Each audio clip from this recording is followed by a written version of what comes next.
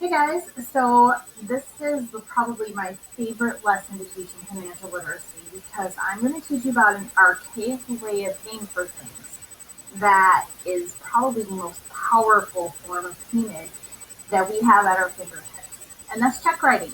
Okay, so the first type of account that most people get is a checking account. Today, checking accounts earn more interest than savings accounts. So when you're saving money, sometimes it's more beneficial to get a checking account because the interest rate pays higher and the money is a lot more easily accessible if you need to use it, right?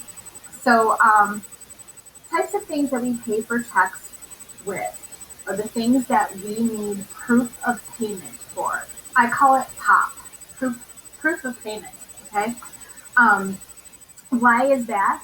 Well, your check is a little money contract. Yep. So by definition, a contract is something written out. It's an agreement that requires two signatures to make any type of transaction happen, right? So when we write a check, we are using the most powerful payment tool that there is out there because when we pay for something by check, we have physical proof that we paid for it and nobody can claim that we have it. Okay? So on the screen is a check, and I'm going to demonstrate how to write a check in a way that will help you keep accurate records because we've learned how to budget. Okay, help you keep your records. Additionally, I'm going to show you ways that to write your checks so that you can protect your own financial health and wellness. Okay, so most of you probably your parents have checks. And let me just talk about the parts of the check really quickly. So up here is the number of the check that you have. So when you open a checking account, a lot of banks will be like, we're going to give you a starter pack that has no numbers on it. That's just to tide you over until the ones that you print come in the box. But they'll start with like you're at your age when you're young and you can have a shared type of account with an adult.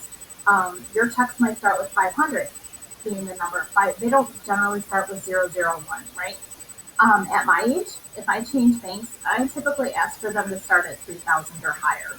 Okay, the higher the number that you have on a check, your check number here, they're sequential, by the way. It helps you keep your record. The check after this would be 1235, then 1236, and so on and so forth, right? So they increase that way. But as someone who's my age, who's been writing checks for a long time, if I change banks, I don't want them to start at check 500 because that number kind of demonstrates my experience. So I might ask them to start my check numbers at 3,000 or 5,000. It just kind of depends on your age, right? Your age and your experience. Okay, this is a spot for your date.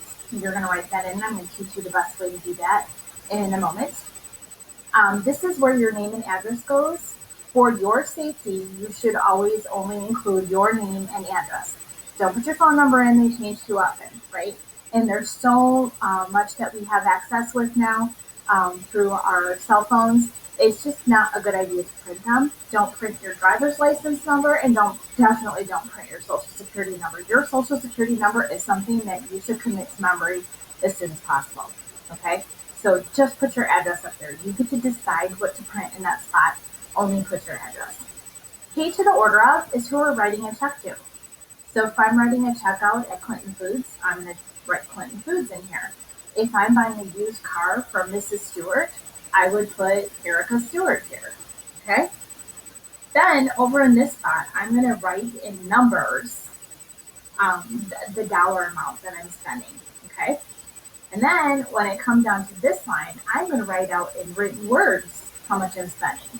So if up here I'm spending $10.50, I'm going to put $10.50 in numbers. But down here, I'm literally going to write out 10, T-E-N, dollars and 50 cents. Okay, and I'm going to show you how to do that in a minute too. Then we sign a check. Okay, we always sign a check. And down here, this routing number identifies your bank. That's like their special ID number. And over here, the account number is your specific account number. And then you'll notice that that's your check number.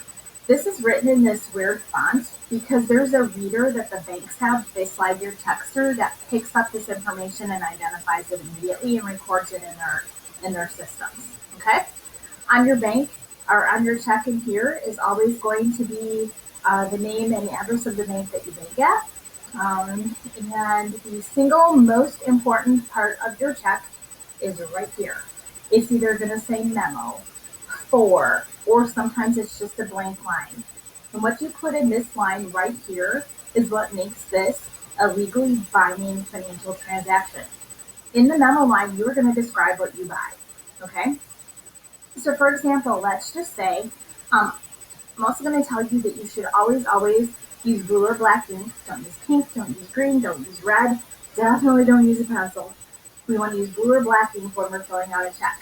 For the sake of this lesson, I'm going to fill out the check in pencil because I want to be able to erase and show you things as I go.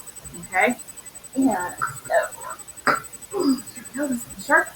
So I'm going to start with my date. And today is actually May 9th. So I'm going to write May 9th, 2020. Okay? Now here's the thing. May is nice and easy because it's 3 letters, right? So let's just say, for instance, we were doing March. Or I'm going to back let's see. I'm going to go forward to June. I would want to put June, or you could write out June. Okay? But absolutely positively abbreviate the month. You'll see a lot of sample checks where people do this for their date, right? They'll do 5, 9, 20, okay? And I'm going to tell you that there's nothing wrong with that. Your check will get cashed. But if I'm looking at this and I want to be careful, 2020 is a tricky year because I could say that you post-dated it for 2021. I could say, I could change this any way I wanted to. I could say the 19th. You can't do a whole lot about that. If I wanted to, I could also make that an 8th. Just more than anything, what you don't ever want to do in check writing is give somebody the ability to interpret your intentions differently. Okay? So the more detailed and specific you are in check writing, it's not fast. I'm not going to pretend for a minute it is. The more detailed you are with check writing, the more specific that check becomes and the more ironclad that payment becomes. And I'll talk about that in a real quick second here. So again, I'm going to come back to May 9th, 2020 for my date. And let's just say I'm going to buy, Mrs. Stewart has a really nice shiny red convertible Mustang. It's 2007, so it's older, right?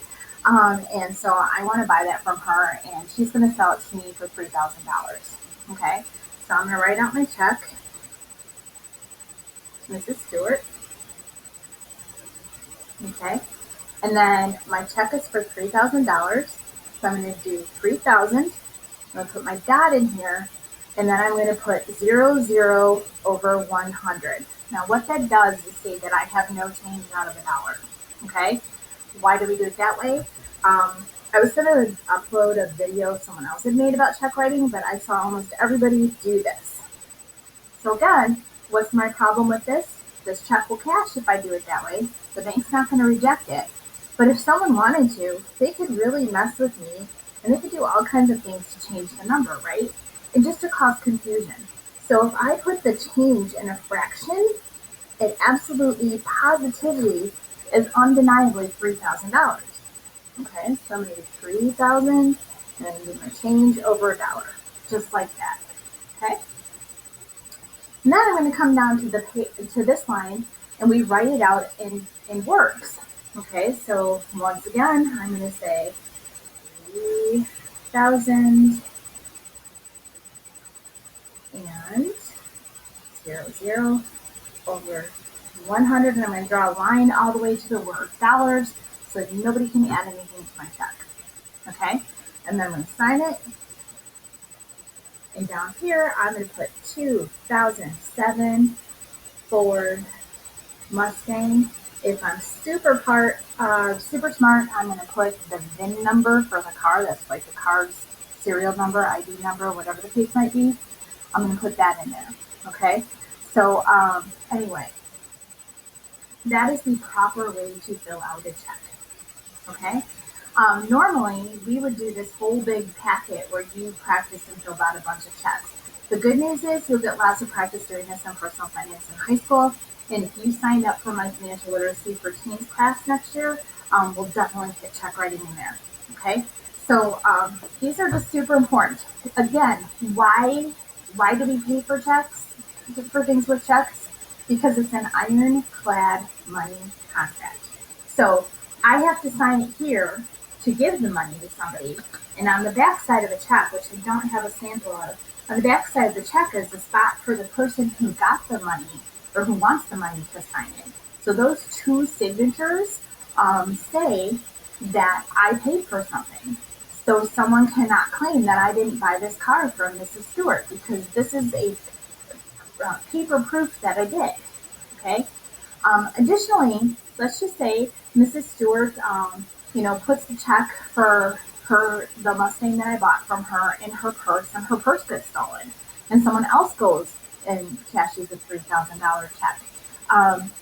State laws across the nation say you are supposed to present an ID when you cash a check.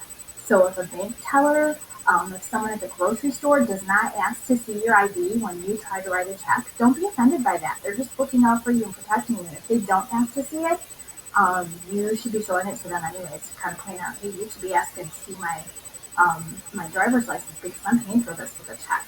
Okay?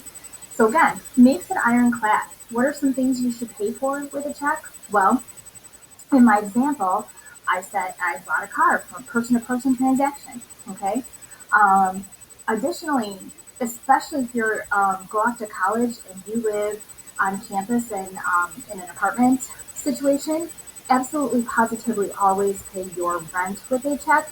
And down here in the area, you would say May 2020 rent. What, to be super specific. I've seen way too many college students get taken advantage of by big college campus housing management landlords. You just can't be too careful. Okay, so big purchases that you want proof that you paid for something, your check is proof of payment. So again, it's really important for you to understand this form of writing checks is never going to go away. No matter what anybody says, we can make it electronic as much as we want to. This form is never going to go away because it's a really powerful little money contract. Okay? All right.